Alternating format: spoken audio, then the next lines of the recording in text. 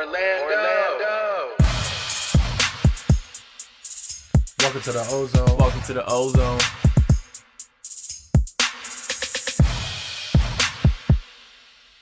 Welcome to the OZone. Welcome to the OZone. The voice of massive Magic fans.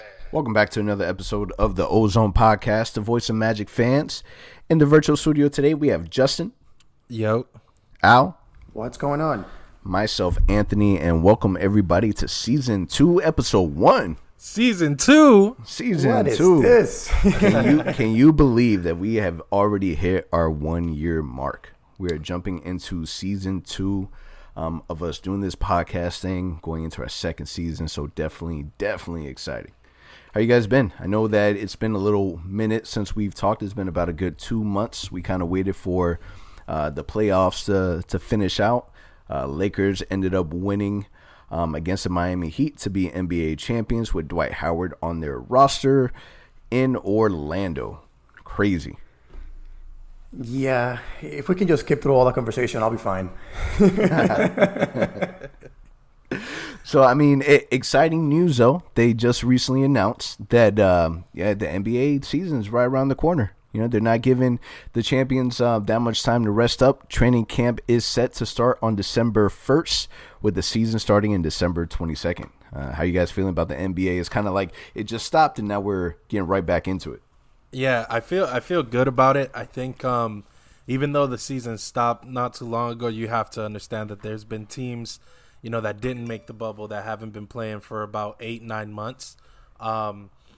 So it does feel a little rushed, you know, for the Lakers, the Heat, all of those teams that kind of made it to the end. But for everybody else, you know, it's kind of been a long time coming. Yeah, I'm the same way, man. I mean, like, you guys know, again, I like the Warriors, and I watch Steph, and I haven't watched him play in a year and a half, man. I'm like, come on, let's get this going again. But more realistic, again, thinking about the financials of the NBA and the impact that it could have on the league long term. Again, it was a no doubter for me. Like, you got to start before the new year. You got to get all the money for the players, for the league. It just makes sense. I know some players were not happy about it. I couldn't understand it because they had 4 months before when the season stopped. They had 4 months off. Now they'll have another 2 months before things get started again. So if you ask me, I think it's the right thing for the league. It's the right thing for the players and for the fans. So it's a win-win-win when you look at it. Yeah, because I was thinking about it the other day, and really, if you think about it, there's only 2 teams that are really impacted by not having enough rest time, right? For everybody else, they're good, they're ready to go, and I think that's kind of the way that the NBA looked at it as well. And then it also makes sense. Like, you can't expect to have a later time for you to start and then not have your money not be affected by it. You know, maybe for players like the LeBron James and the Kevin Durant's that they have their endorsements and they have all this, you know, maybe it's not a big deal for them, but for the rest of the league, for a player that, let's just throw a name out there, like a Wesley Iwundu, MCW, that their paycheck is going to really hit hard from not having that money in. So I'm happy for the guys that, you know, they really need the season to start right away. It's kind of ironic that they started before the Christmas break. I thought they would have did a little bit after, but I kind of get that, you know, it's closer to the New Year's and they want to make sure that they have the summer off so that it doesn't impact the Olympics. But I'm just excited to get back to it. There's a lot of excitement around Chuma Okeke coming into the season, which we'll talk a little bit more in a bit. But I'm ready for more Magic basketball. I'm the same way, man. Especially today, we're recording on Saturday, November 7th, and you know the elections just pretty much ended. We know who won, all that good stuff. So I think now it's all about basketball for me again. It's going back to just, again, Magic, the draft, and it's all happening really fast. So I'm excited for this next 3 weeks, and then, hey, training camp opens, preseason, and we're back. And surprising enough, we have a lot to talk about. There's a lot of rumors. Some of the stuff that you will hear that we'll discuss that happened a little early on that we'll kind of bring up and have a discussion about. But first and foremost, man, the number one thing that's coming on our radar is definitely the NBA draft. NBA draft is set to start November 18th. That will be on a Wednesday. And right now, the Magic, we're sitting at the 15th pick, and there's been a lot of talks. There's been a lot of mock drafts. There's been a lot of interest. People on Magic Instagram, Magic Reddit, Magic Twitter, They all have their opinions of who they want to draft. And my question to you guys is, who are your favorites at 15? Who do you see that you like? What are some players that stand out? What should the Magic do? Should the Magic draft best player available, or should we look for best needs, best fit? So if you ask me that question, man, I think that what the Magic should do is just draft anyone who just can score the ball. And by that, I mean that can just simply shoot the ball as well. So I don't have a favorite. I've been watching a ton of videos, prepping for this conversation we're going to have. And I've been just doing reading and all that good stuff. And I see what the Magic are projected to do. Everyone's linking them to a guard for the most part. And I agree with that. We definitely need to break this pattern of drafting long guys who can play the forward or the center position. My only thing is I don't have a guard in mind that I can say, hey, that's the one guy I want to draft. I just, again, give me someone that has a 40-plus three-point shooting percentage in college and that has a projection to be a good scorer in the NBA, and that's the guy we should pick. Again, we know what the weakness of this team has been for the last 2 to 3 years. We can't score for 10 to 15 minutes stretches in games. Let's get a guy that can help at least get a bucket when we need it.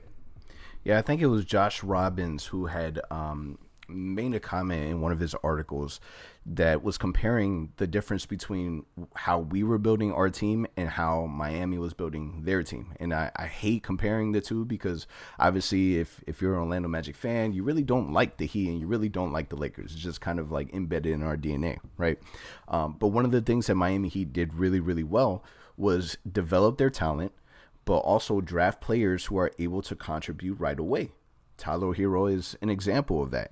And I think that that's one of the issues that have made a lot of fans really frustrated is the fact that we've drafted players, but they've been projects. So I think for me, in my opinion, players that we need right now and players who we should target and draft are players that can contribute now. And crazy idea, shoot the ball. Yep. We know that our front office, they have a type. We understand that. But at some point, there gets to a point that don't we have enough of that type? The Chuma Kikis, the Mo Bamba, the Jonathan Isaac. We have enough already of that type. We need shooting. So I created a top 5 that I wanted. I wanted number 1, my guy, who I want to pick at 15 if available, is RJ Hampton. RJ Hampton is my number 1 pick, right? And he's a player that was a top prospect outside of high school and decided to go to Australia to play. Now, when he went to Australia, his value, his stock kind of went down a little bit because he was playing with a bunch of big boys, professionals, men, right? So he didn't get as much playing time. He didn't get that many minutes. So his draft stock kind of went down. And he went to a team that was really, really good. Unlike LaMelo Ball that went to a very bad team in Australia, and he kind of stood out. And his NBA comparison is Dante Exum, Will Barton type guy, but I think he's a player that may be the steal of the draft. I think so. He's a guy that, based on all projections, would be a good fit in our team. And he can play the guard position 1 and 2. He's long. He's athletic. So in a way, he fits that front office, what they're looking for in a player. But yet, he has an ability to score the ball as well. So I think he could be a guy that you can see in Orlando and do well. Yeah, one of the guys that I really like is from Kentucky, Tyrese Maxey. I want to see the Magic experiment with Markelle playing at the 2 position. I don't know. I think replace Evan? Huh? No, slide Evan to the 3. But I want to see Markelle kind of use his body more. He's obviously big for that point guard position. I think his shot is going to get better over time. He can finish through contact. And I think a guy like Tyrese Maxey who can score, who can shoot the 3 ball, who's a score-first option on point guard. And he comes from a program in Kentucky with John Calipari who's, immensely successful. He knows what it feels like to have the show on you. So I don't think that that's going to be, a detriment to his development in the NBA. And because of that, I would like to see the Magic pick him up. Again, experiment with Markelle at the 2 guard, slide Evan to the 3, play a healthy J.I. at the 4, and then either Mo Bamba or Vooch at the 5. And I think that'll impact our scoring a lot. And I think that a lot of the questions have been because some of the prospects that we might look at 15 could potentially be point guards, right? Why would the Magic draft a point guard if you already have Markelle Fultz? At the end of the day, especially with how the NBA is now, you can kind of pull that off a little bit, especially with the way that Markelle plays. Markelle absolutely needs a ball in his hands, but he's not really primarily shooting the ball from the outside. He looks to penetrate first, and then if he's wide open, he'll take that shot. Right. So other players that you could look at, and I'm surprised that this guy isn't your number one, is Tyrell Terry, which I'm a big fan of, out of Stanford, and he's a prototype of Steph Curry. He's a player that is crazy to even think, right? Because you have, for example, you have Michael Jordan, Kobe Bryant in the league, and then you get a player like LeBron James, right? It's that prototype. And Steph Curry is a prototype, and now you're starting to see a lot more of the Steph Curry types in the NBA, from Trae Young and now to a player that's Tyrell Terry. Now, the thing is, he can either be Steph Curry or he can be a Seth Curry. We really don't know that span, but he's definitely an interesting option. Hey, Seth Curry would still be a valuable scoring option on this Magic team. I agree. Is the fact that we absolutely need shooting, which is something that I feel confident that we're gonna do solid. If we stay with the 15th pick, we'll be solid. Now, let's jump into the juice. So a lot of news coming out, right? So let's jump into the very first one, since we were just talking about the draft. Kevin O'Connor recently had a article on The Ringer where he says that league sources say the Orlando Magic are attempting to move into the lottery. There's a lot of guys that I like at the 15th, but should the Magic move up? Absolutely not. I think it's a bad idea. I think this draft isn't loaded with, superstar talent. And I think in this draft, anybody can draft one of those like hidden gems, I want to call them. I don't think there's any one particular player that stands out as a must-have. And because of that, I think the Magic should reserve their assets and not trade out. I completely agree. I think unless you can, I don't know how, dump some salary in a trade that can get you a better pick or something like that might benefit us long term. But like Justin said, I'm the same way. I don't think there's a guy top 10, top 5 that you can say, hey, let's go get that guy. Unless you're going to make the jump and make a trade with the Warriors, which I know we'll talk about a little later, and now you get into a top 2 or something like that, and you really love that guy, maybe. But to just jump from the 15th to the 10th maybe, or the 8th, I don't think this is a year to do it. You probably save those assets and maybe make that move next year instead, in which it's projected to be a much better draft class. I wouldn't mind if they do it, and this is my reasoning. If you have a guy that you like, I'm okay with the Magic going after their guy instead of just settling with the 15th. Because what has seemed, in my opinion, has happened over the years is that we've always missed our guy by 1 pick. By True. 2 picks. Porzingis is an example of that. Tyler Hero, just recently, Josh Robbins had mentioned that he feels really confident that Tyler Hero was available. We would have selected him instead of Chuma Okeke. I don't want us. Trae Young is another example. Why do we have to be the ones that we kind of just settle with whatever it is that we have? Now, obviously, we know that our front office is way more cautious with their pick. But if you have a guy that you like, go get him. Hopefully, we're not giving up too much, but I think that's a valuable option that at the very least we have to consider. I mean, I feel like you can use the same argument that you're using to kind of counteract that idea, right? Because sometimes we're not just a few picks. Sometimes we have players on the board available, and our intel or the team's intel chooses to go a different route. 2015, Mario Hezonja got picked, 5th? Devin Booker was on the board at 15. So I think that, the Magic have to do a better job at kind of scouting and being able to determine prospect better. I think that's one area that they're struggling in, that I think the team can do better as a whole. And I think this is a good draft to kind of prove that. The draft this year, there's no solidified number 1 pick. Right? Mm-hmm. We don't know if it's going to be Wiseman, Anthony Edwards. There's talks about LaMelo Ball dropping. There's really no top. So we don't need to trade with Golden State Warriors for their top pick if there's if the talent level at the top is such a large range. So a guy that I like is Killian Hayes, right? That I've just started doing research recently.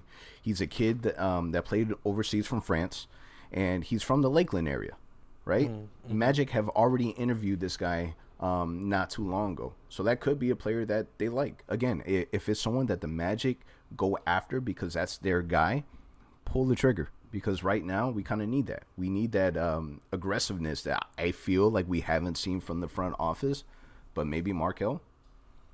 Yeah. I mean, to kind sense. of throw in another guy that I was looking at too, and Elise actually wrote about him months ago on the ZoneBB, was Theo Maledon, the point guard out of France. Yep. I'm just looking at dudes that are fast, right? Because again, we need this speed to the overall speed to incline on this team. Guys that are going to push the pace, get others involved, but can also shoot.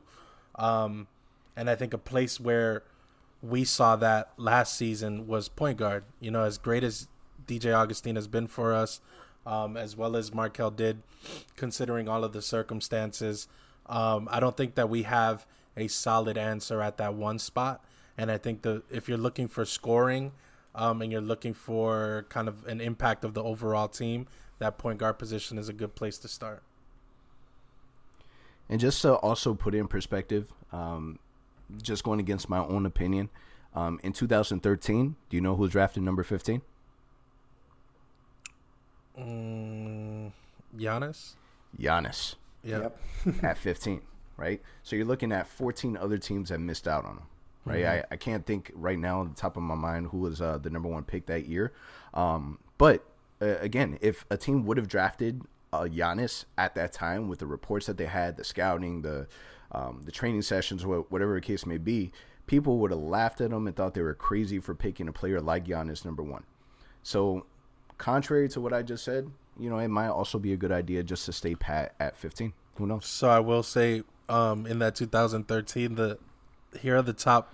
I'm going to give you the top 5 picks in that draft. All right, shoot, let's hear it. Number 5, Alex Len. Oof. Number 4, Cody Zeller. Number 3, Otto Porter Jr. Number 2, Victor Oladipo. And number 1, Anthony Bennett. That's right. That's Anthony right. Bennett.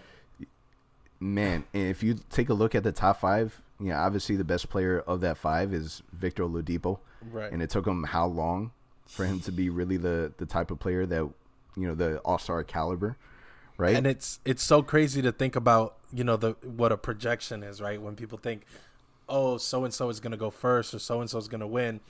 You look at number 10 in that draft, C.J. McCollum. Number 11, Michael Carter-Williams. Number 12, Steven Adams. You know, like, there's always an opportunity to find gems. Every single draft class, there will be a gem, and now it's up to the team to find it. It's going to be exciting because, again, the draft is hit or miss. You really don't know. You really don't know what you have. You know, you can have a really high pick and end up drafting a player like Mario Hezonja. You really don't know. Or you can get in the middle of the pack and then you draft a player like, you know, like a JJ Redick that he's able to contribute right now. Mm-hmm. Or you can draft a player that decides he doesn't want to play for your team and then ends up going overseas and never seeing you. You never know. It's like so many different options, and I think that's the part that makes the draft so exciting. Right. But now let's say that the draft isn't the only way that we look at to improve our team. Let's now look at trade possibilities. There's a report from Mark Berman from the New York Post. This report came out a little while ago, but it's not the first time that we heard it. It's almost about, it seems like 2 or 3 times within the last year and a half that we've heard the Magic showing interest in a player like Dennis Smith Jr. What are your guys' thoughts on that? I think at this point, you just got to pull the trigger, man. Because we've been hearing about this trade since he was in Dallas. That was a year and a half ago, 2 years ago. We liked him a lot that year when he was drafted. And people were mad when we picked, I think it was Mo Bamba that year. Oh, no, I'm sorry. It was Jonathan Isaac that year that we picked instead of him. So I think from a Magic fan base standpoint, the team likes him. I think he cannot cost more than a second-round pick and something salary-wise. Just pull the trigger, man. What's the worst that could happen? Especially if you're not going to bring in DJ Augustine back for whatever reason. You bring him in. You put him and Markel being those point guards, at least that play that 1 and 2. or play a lot of minutes, I guess, in that position.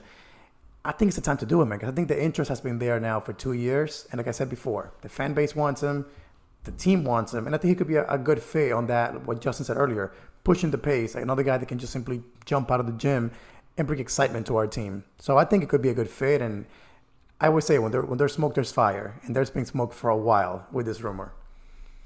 Yeah, 100%. I think Dennis Smith Jr. would be a good addition.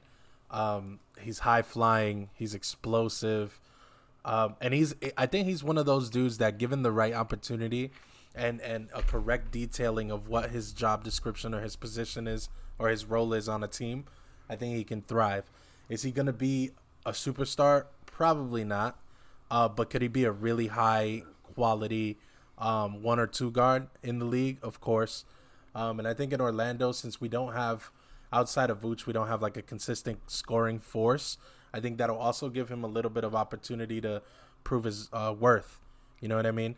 So I don't know. If we decided not to draft a point guard, or if we decided to draft another project, I would like to see the Magic pick up Dennis Smith Jr.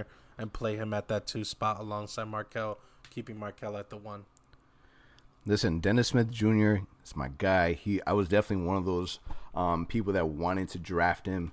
A lot of the cons that we heard from him at the time was that he was very athletic, but he had really small length, like really small arms, right? So he didn't fit the mold of our front office. This is a guy that is from Fayetteville, North Carolina, was name dropped in a song by J. Cole. Shouts a lot. to J. Cole. With also Markelle Fultz in that same verse. It kind of seems like it's meant to be. But I mean, listen, it has to fit, right? So if it's something that we decide that we don't want to keep DJ Augustine, and we also don't draft a point guard, he could fit that role. You know, I really hope that we retain MCW and he can be a player that still plays 1 to 3 for us, so that way we have that fold. And you never know, this could be another one of those low risk, high reward moves for a player that struggled in New York. How many players struggled in New York? Damn near all of them. Exactly. You know, so even one of the right. greatest to ever touch a basketball, Carmelo Anthony. But we're not going to talk about it. We're not going to talk about it. Yeah. How about Amari Stoudemire? True. Yeah, I mean, it's like it's impossible. And granted, I don't want to get too much into the Knicks franchise, but it seems like everyone goes in there with great intentions, and there's supposed to be this thing, and then it kind of never works out. You know, but you think about this. Imagine Dallas Mavericks version of Dennis Smith Jr. playing for the Magic. I'll take that all day long.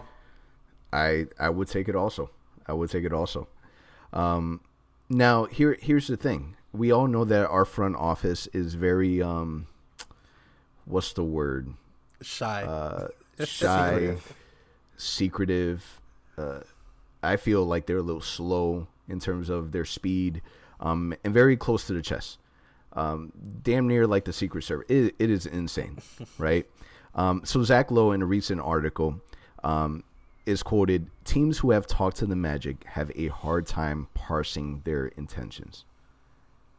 No surprises at all. Like like you said, you cannot hear nothing from the Magic. Like you go any rumors website, there's nothing about the Magic. Like it's been the same way now for 3.5 years.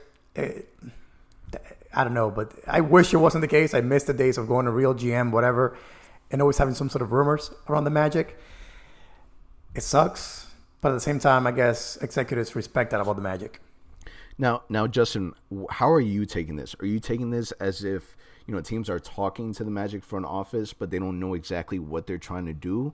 Or is it that they're trying to take information and hear information, and they have no idea how to present options to the front office?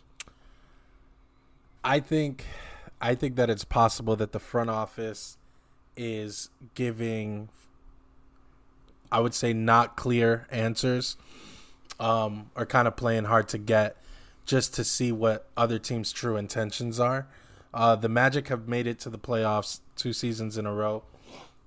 Excuse me. Granted, at the bottom of the conference, but I think those 2 seasons of making the postseason play has kind of opened the eyes of a lot of people that the Magic as a team may not be working, right? Because we're not making it out of that first round.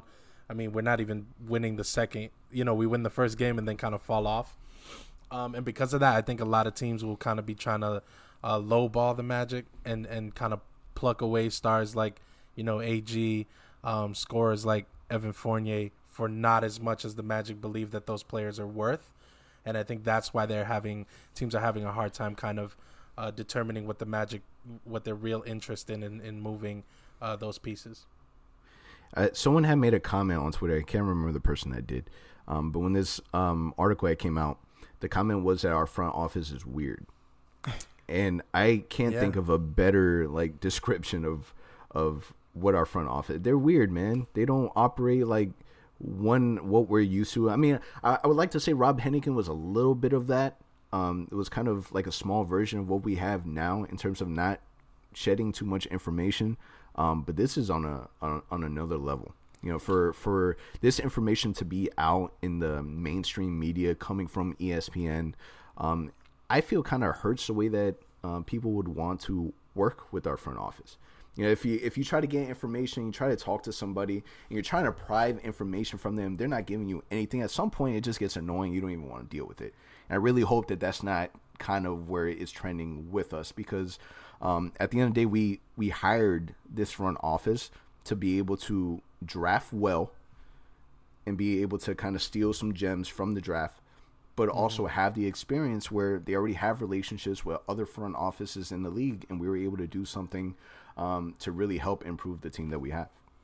Yeah, I think this front office, I think they came in with zero ideas, right? And I think they came in as a blank canvas, and they've allowed their leadership, kind of play out to determine who stays, who goes, what's needed, what's not needed, to get a full picture as to what's going on, instead of coming into Orlando with these preconceived ideas of what the team needs or how it can be better, and then kind of acting too early. So I think, as fans, we're sitting here like, hey, we've made it to the playoffs 2 years in a row, but we're not really improving. It kind of just feels like other teams in the East are getting worse, like as far as the bottom of the pack goes. And we're just the best of the bad group. And I think this will be the first offseason where the front office has zero excuses. You know what you have in everybody. You've seen Evan kind of produce less than normal this season. You've seen AG kind of, show out and then regress back to what he was before. Out of all of those guys, I would say the only one that kind of proved his worth was Nikola Vucevic. But then at the same time, now that becomes the office's greatest burden in a way, right? Because now it's like Vooch has been doing well enough to stay, but he's getting older. His contract situation is costly. What happens now? Do you move Vooch and then pick up another star that ends up costing you more in the long run, and the team doesn't get better? So while we do want the front office to make a change and kind of act quickly, there's a lot of pressure on the office to make the right move, and I think that's why they're not moving at all. Now, you said that the front office, they're kind of running out of excuses, but have they? Could they not use the excuse of, well, we would have done a lot better this time around the playoffs had we had a healthy team, which they can make that excuse. We had over 5 key players that weren't able to play in the playoffs. And in a recent interview, they even said, who's to say how well we would have done? And especially a team like Milwaukee that struggled crazy with Miami, that I feel we kind of helped them in a sense because we were the first one to kind of do this wall on Giannis. Who knows how that wall would have been if we would have had the Aminus, if we would have had the Aaron Gordon, if we would have had the Jonathan Isaac. So could they use that excuse? Yes, but I hope that they don't cling onto that excuse with their decision-making this offseason. I mean, historically, you look at the team and I don't know. Historically, you look at the team and it kind of feels like you can make that argument, but we haven't seen it. You know what I mean? And because of that, I feel like the front office is running out of time. If hypothetically, let's say they go into this season or this off season and no moves are made and they bring back the same exact team and they draft another dude with a 7+ foot wingspan, don't you think that that's going to impact, kind of like the city of Orlando's support of the team I think it will, because you can't run the same kind of situation back year after year after year with no change, recognizing that you're falling short, but deciding not to do anything. But I'll tell you what, too. I think if you think about it, too, the Magic front office just may be also confused, man, because the Isaac news of him being now gone the whole season, what to do with Fournier, what do you do with AG? I think they're also in a situation where they're like, all right, we're good enough to make the playoffs. If we break up this team and say, hey, let's go rebuild, all of a sudden now is the fan base going to support us through that? But if we make a big trade, are we giving up assets too early, not knowing what we have in Okiki, Bamba, Isaac? So I think the Magic are really in this weird spot where it's like, all right, we're too good to be bad, but we can be bad, but we want to be good. It's like they don't know what to do. So I think that's where that comment is coming from other executives. Like, we can't figure out where the Magic want to go. But I think our own team doesn't know yet where they want to go. Well, I'll say, to be fair, expecting Okiki to come in after not playing for almost 2 years, or I'm sorry, a little over a year, and just becoming this transcendent star that's going to change the course of the Magic organization is a little ridiculous. I don't think that's going to happen at all. And I think Okiki might see some minutes here and there, but I think he'll spend the majority of his time in Lakeland. We've seen how slow this front office moves with everything. And somebody recovering off a knee injury, once you saw what happened with J.I. when they, quote, brought him in too early, which is insane to me, but we're not even going to talk about that. I don't expect them to give a large amount of minutes or expect a huge contribution from what would be an NBA rookie at that point. And then, going back to AG and Evan, it's like AG's going into year 7, right? Evan's going into what, year 9, year 10? Are these guys really going to improve that much more? I don't know. I don't think so. History tells you that doesn't happen. AG has shown flashes, but he regresses back to what he is. And how does the saying go? When somebody tells you who they are one time, believe them, right? AG's told us 7 years in a row who he is, and we're still hoping that he's somebody different. Yeah, and listen, look, we're at the point where, all right, this is our second season now. Great, we made it to the playoffs, but we're an 8th seed. We have not improved. We, yet again, the exact same thing. We end up playing the number 1 seed in the East. We get game 1, and then we're swept the rest of the way. And we're at a point where teams in the East, they are getting better. Yep. John Wall is expected to be back with the Wizards. They are going to be better. They were the 9th seed. Then you also have Atlanta. They got better. They got Clint Capella from the Rockets that he is going to be a major contribution to that team. Their youth is going to get better. Trae Young is going to get better. So if we don't do the same thing, and especially with how, we really don't know the full rollout of how this in-game tournament is going to be, we don't want to be in the 7th, 8th seeds. We don't want to be. And if we don't do improvements, we're going to feel it because these teams are getting better. Brooklyn, a 7th seed. It's crazy to me when you think about how you just mentioned Atlanta and Brooklyn, right? And you look at their youth. Like, Atlanta has Trae Young, John Collins, Kevin Huerter, right? All dudes that could play. They could ball out. They just, like you said, picked up Clint Capella. They have this other dude they drafted. What's his name? Cam Reddish. Those are all dudes that could ball. And they're, 3 years in max. All of these guys, like, I think the Magic have to step it up, and they have to make a meaningful change quickly to remain relevant. A little bit of success by making the playoffs for the first time in 7 seasons 2 years ago. That's great, but that's not enough. And then in order for us to be able to make the change, we need to have teams really value our players. And I'm going to reference back a Zach Lowe. We're referencing Zach Lowe a lot because he had a lot to say about the Magic. But in a recent article, he also said that the league-wide interest in Aaron Gordon is murkier. His trade value isn't the same as he may have been last year or the year before. Then he also mentioned in that same article that the Magic are fine with Evan Fournier opting into the $17 million player option. So, what do we do with that? What is Aaron Gordon's worth? I remember sitting here last year, right, when he dropped Pull Up, right, and I said which I still stand by that song. Hey, the song is super catchy. Hey, that's fine. You may not like it, but I still bump it. Let you bump it. Let him think it's dope. You know, it is what it is. He has a fan base, and I'm not here to criticize that. But when going back to that episode we recorded, I said the longer we wait to trade AG, what happens? The less his value is, right? Because it's a longer time frame to see that he's not what his athleticism kind of claims that he is. At least not in Orlando. Does that mean that he can't be great in another situation? Maybe. But as far as Orlando goes, I think it's time to call it. But to defend AG a little bit here, though, he was playing well after the All-Star break. We started winning some games. AG was balling out. He was getting triple-doubles. He was getting double-doubles every night. Unfortunately, that ankle injury happened. Then the season stopped. And then, unfortunately, he came back. And right away, Kyle Lowry, let's not even go there. Kyle Lowry, unfortunately, hurt him.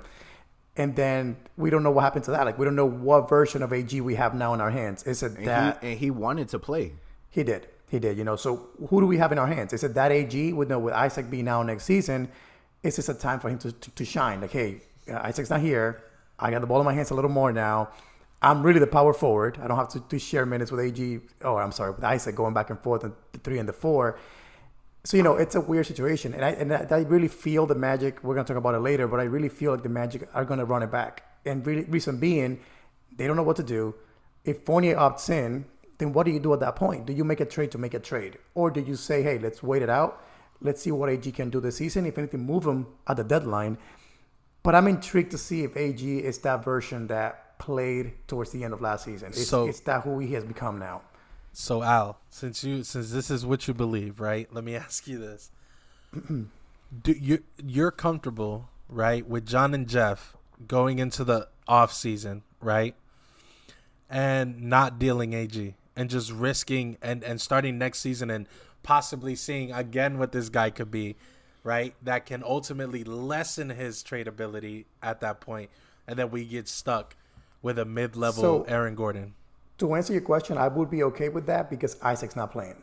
If Isaac was on our team this season coming up, and he was on our roster healthy, I would say move AG 6 months ago. If Jonathan Isaac is not playing, right, that means that our immediate chances to be a contender are out the window, realistically, right? Because Jonathan Isaac is a top defender in the NBA. He's elite level defense, right?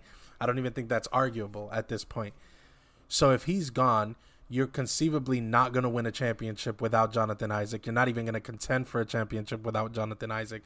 Why would you keep a dude that you could trade for future assets, right, when Jonathan Isaac is healthy, instead of you would keep that dude instead of just getting rid of him, again, for assets to, even though you're pushing the timeline out, setting yourself up for success later on. Doesn't really make sense. The reason why they would do that, though, is because he doesn't make a lot of money. Like, if you think at his contract is regressing, but also it's 25 years old. Like, it's not like we're talking about AG being 28, 29, getting to a point where now people aren't going to want him. He's 25 years old.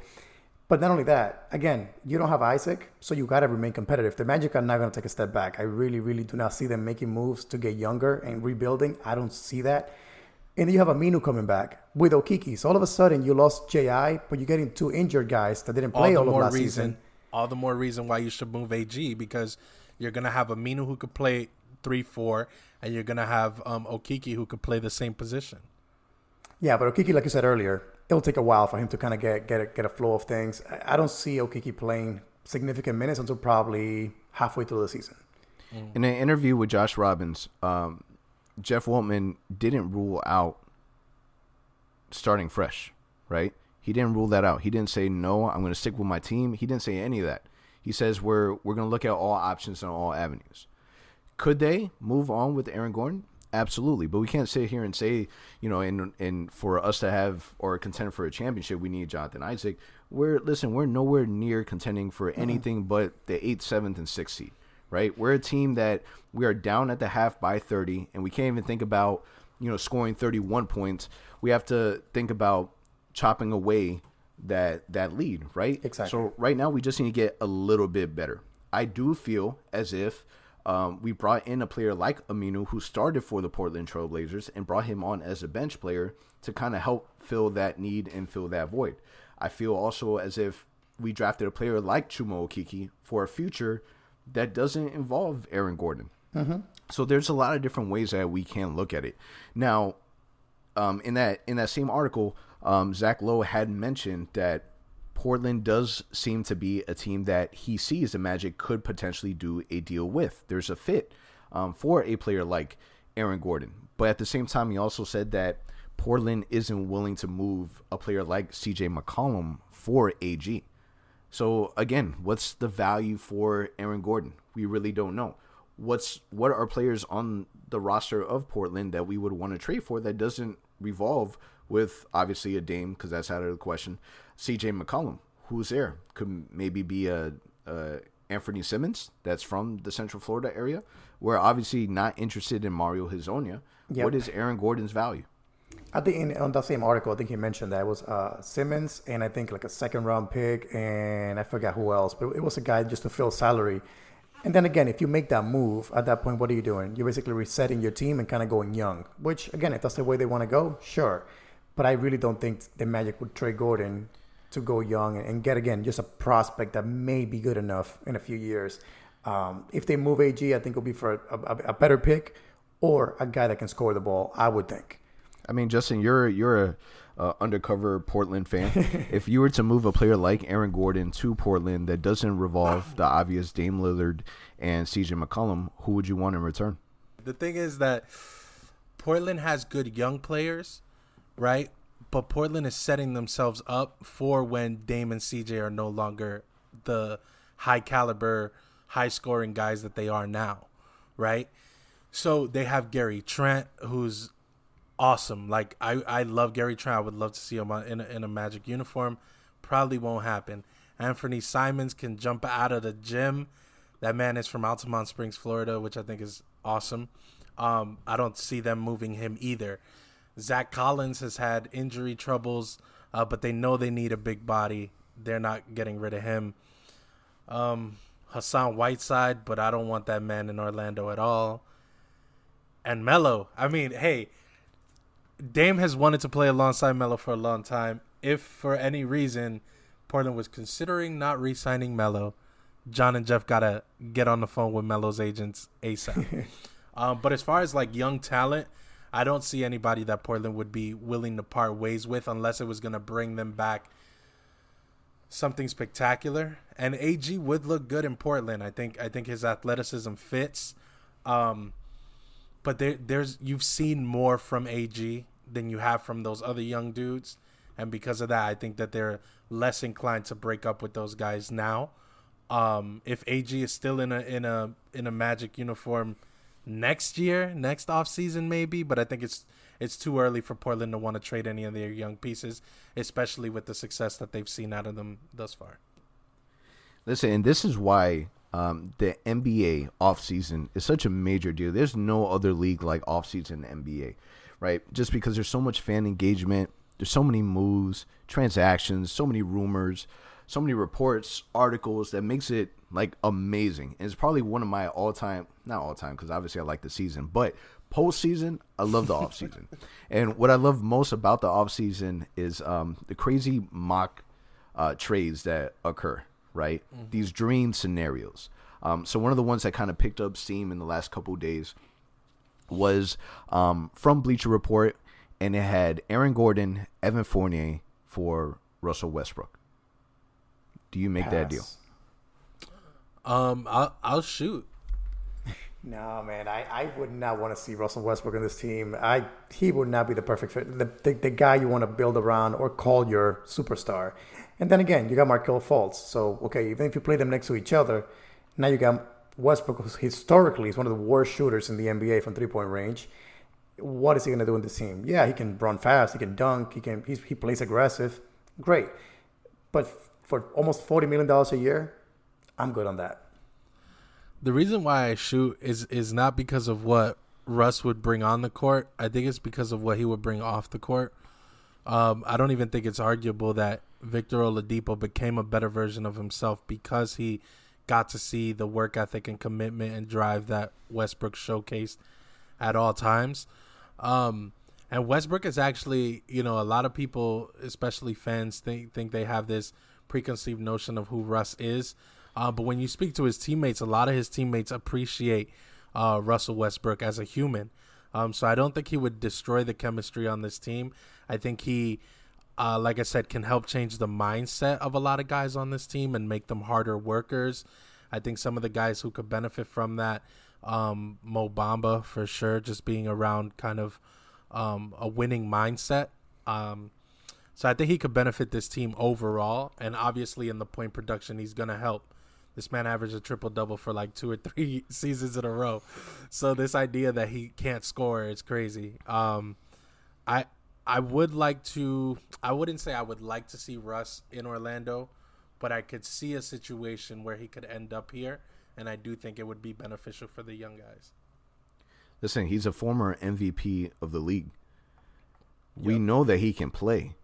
Mm-hmm. The issue that we have with him is he still able to replicate that same level of play that he did previously? Obviously, it makes it a challenge because in OKC, he was the man. In Houston, he's playing with James Harden. You're not taking that away from James. Right. They structure everything around that guy. He is also 31 years old, and his contract is insane. Yeah.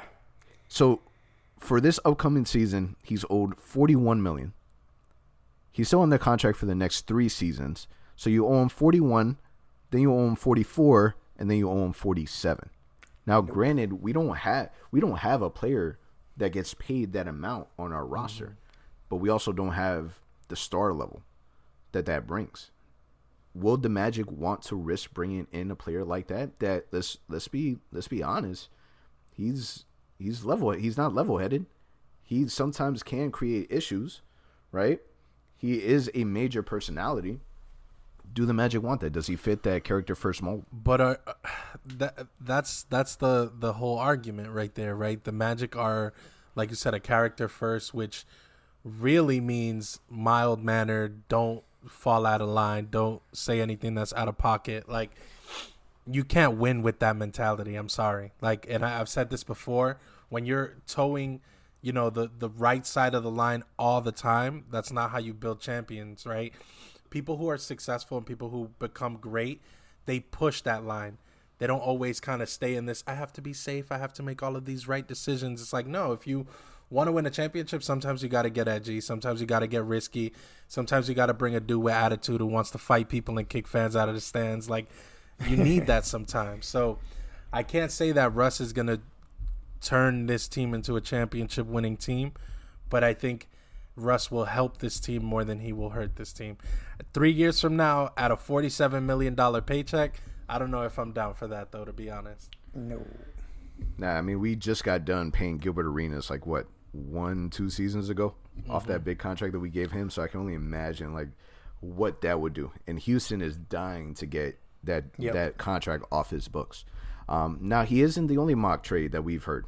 Paul Pierce recently on national television suggested that the Golden State Warriors should trade for a player like Nikola Vucevic and kind of put the carrot in front of the horse with the second pick, right? And the biggest mock trade that we've been looking at was trading a Nikola Vucevic, the 15th pick, for a player like Andrew Wiggins and their second pick. Is that something that you would do? That's something that I'll be a little more inclined to do, simply because Wiggins his contract is now, a friendly contract, a team-friendly contract. But how old is Andrew Wiggins right now? 24, 25 still? Double checking right now. Andrew Wiggins is 25. So Aaron 25 years old. And then you add to that a fact that you're getting a second-round pick. So now you're going to have Chuma plus another young guy plus Isaac plus Fultz and Mo Bamba. So now you're building a young team pretty much, while still getting a guy like Wiggins who can average 20 points in this league. He's done it, maybe not efficiently, but he's done it in this league. If there is a trade to be had and you want to go up in this draft and get a top talent also in this draft, I think that's a move you look at.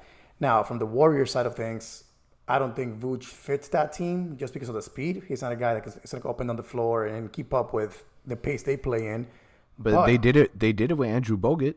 Yeah, and I was going to say that the same thing. He is still a guy that would have Green next to him, playing good defense, protecting the rim next to him, but also he can stretch the floor and shoot the three ball, which with Steph and Clay and all those dudes, it will look amazing.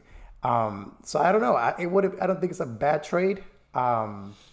I just don't know, again, from the Warrior side of things, is Vooch that guy they want to trade that pick for? Or are they hoping for an all-star caliber player, a consistent all-star, not a guy that made it once, So I don't know, but from the Magic side of things, I like it. I know people don't like Wiggins that much, but I do think he's a guy that, in the right situation, he could be a good fit. So I'll say this. Earlier, Al, you were talking about, what AG looked like post All-Star break, right? And how well he was playing and all of that. That is basically an Andrew Wiggins, right? What we saw from AG post All-Star break is what we would see from Andrew Wiggins. So I think what you have to kind of determine is how much of a cut are we, like, how much is Andrew Wiggins going to make up offensively, right? And how much is he going to impact the game with his speed and his athleticism and his shooting compared to what Vooch does? And then you have to also calculate, okay, well, if Vooch's point production is gone and you're giving the center position away to Bamba, how is that going to impact the team chemistry as well? So I don't know. Those are the hard decisions that the front office has to make. And then I'm not sold on Bamba. I've said this 1,000 times, and people have been, people think I'm crazy, but I'm not sold on him. I don't know if you give up an all-star caliber center for a guy that hasn't, proven to be healthy, hasn't proven to make the changes necessary to his game to be competitive. Well, let me ask you guys this. Do you guys see Andrew Wiggins as a guy that can score 18, 20 points, which is what Vooch kind of does right now? But then also think about this. Instead of Vooch holding the ball on the offensive side of things for, most of the game, now you got Fultz shooting the ball more, and you got AG shooting the ball more. Do you think that core of guys could replace the scoring that Vooch, but that would go away with him being. But if you're giving up AG, then you have to be confident that between Andrew Wiggins and Mo Bamba, you're going to make up the point production that Vooch and Aaron Gordon were giving you. No, AG will stay in that trade. You're looking at Vooch in the 15th for Wiggins in the 2nd. So you would still have AG right here. So technically you would have Fultz, Fournier, Wiggins, AG, and Birch, I would think, to start the season. Would they play simultaneously? Like, would Andrew Wiggins and AG play simultaneously on the court? Yeah. I think they play very different. Wiggins is more of an outside threat and more of a guy that likes to shoot mid-range, and he does attack the rim. Yeah, he's a solid 3, where AG, he's predominantly at that 4 spot. Okay, and then when J.I. comes back. Now you can trade Isaac next year for sure. Like, now you're going to trade Isaac and keep AG? Sorry. You can trade AG for sure that following season, because now Isaac is back. Or, crazy thought. We're about to turn your mic off. Right? Yeah, no. I thought he said trade crazy Isaac. Thought. You bring back Isaac, playing center. So now you got Isaac, AG, Wiggins, and go from there. Now we're definitely turning off your mic. Yeah. J.I. has various ankle and knee injuries. He's too small, in my opinion. Listen, when the front office first got here, they really spent the first few years trying to correct all the bad financial decisions that Rob Hennigan kind of put us in. The big one was trading Bismack Biyombo for Muskoff and then kind of stretching out his contract, right? So I don't think that they will really put us in that type of position. Andrew Wiggins still on the contract for the next 3 years. He's set to make $29 million, $31, and $33. Andrew Wiggins is not a $30 million player, right? He's just not. And if you compare, and if we use the history as kind of our what we're looking at, what did he do in Minnesota with a player like Karl Anthony Towns? And if we aren't going to have Vucevic, what is Wiggins going to do with a player who, at that point, your next best player is, with Jonathan Isaac out, is Aaron Gordon? What is he going to do? Who would you say is the second best? Evan. Oh, stop it! No! Stop it! Now you're being biased. You guys are insane. Now you're telling me in a roster with Andrew Wiggins and Aaron Gordon, and Fournier's still there, Aaron Gordon is the second best player? I am saying that I would put Aaron Gordon on my roster than Evan Fournier. Yes. I'm going to go a step further. Jesus. My third option in that scenario would be Markelle Fultz. I think eventually he'll get there, but like right now, There's no Justin. I just got an immense headache. Like I can't even deal with you. You're telling me crazy. that in a team with Andrew Wiggins, Markelle Fultz, Aaron Gordon, Evan Fournier, and Mo Bamba, a lineup, let's say, Aaron Gordon is the second best player on that roster? Over Evan Fournier, yes, I am taking Aaron Gordon. No way. There's no way. There's no way. There's no way. I feel like Evan has consistently, and this is not, me. You can't put no, stop it. You cannot put Evan Fournier and consistency in the same sentence. And you could put Aaron Gordon and consistency in the same sentence? I never put them in the same sentence. Okay, so what makes Aaron the second best player in that roster? Because he's able to impact the game offensively and defensively. How many games have we seen Aaron Gordon literally be on the court but disappear? Where you're like, what has Aaron Gordon done? It's been 3 quarters and he hasn't done anything. Justin, you're making it sound like Evan Fournier doesn't do the same thing. And that's the issue with Magic. You're making it sound like Evan Fournier shows up. And that's the issue with the Magic right there, guys, is that you got the second and third best options as dudes can just completely disappear in the middle of a playoff game.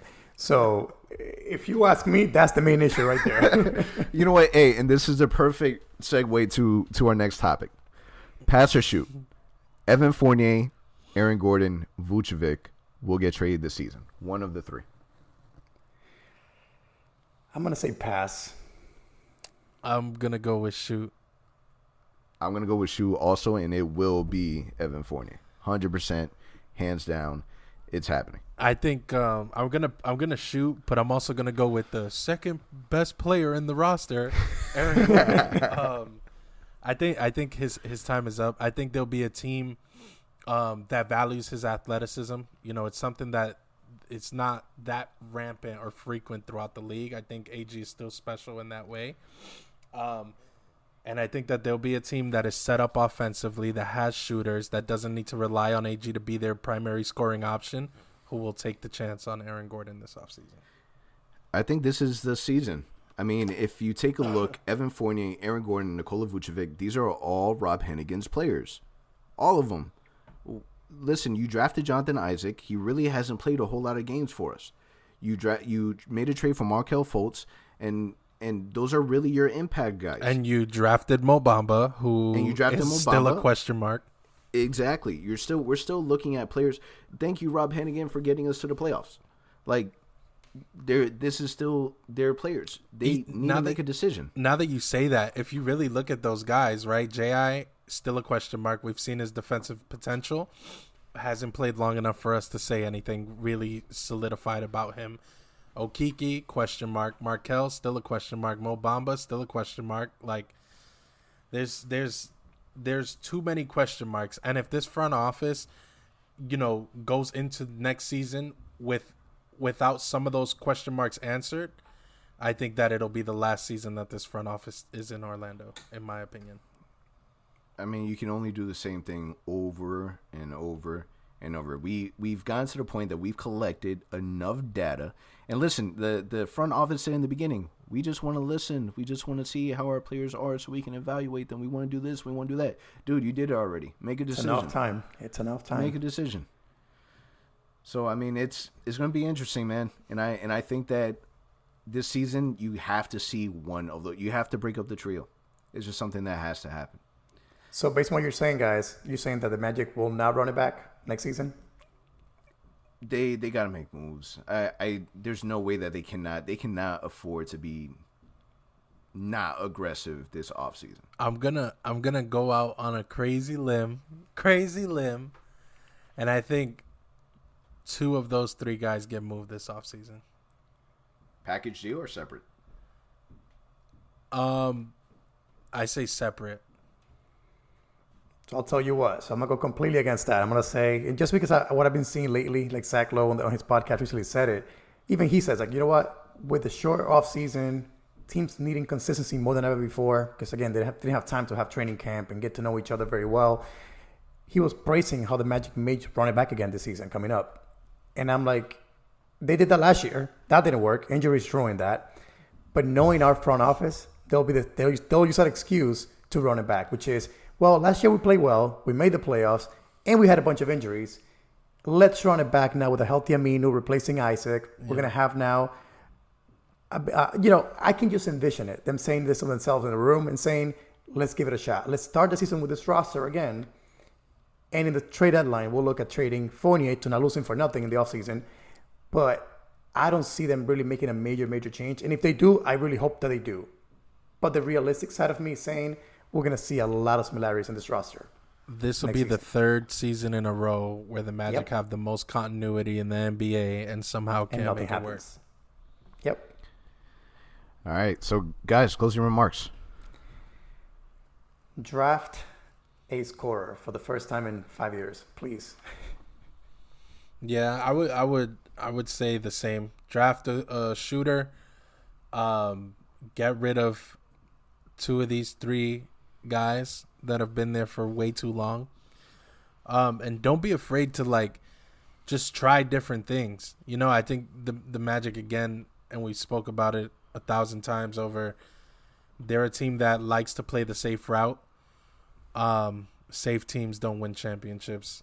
The very next step is definitely the draft. Depending on how the Magic draft will really determine what we do in regards to transactions in the offseason. So that's going to be something that we definitely keep our eyes on.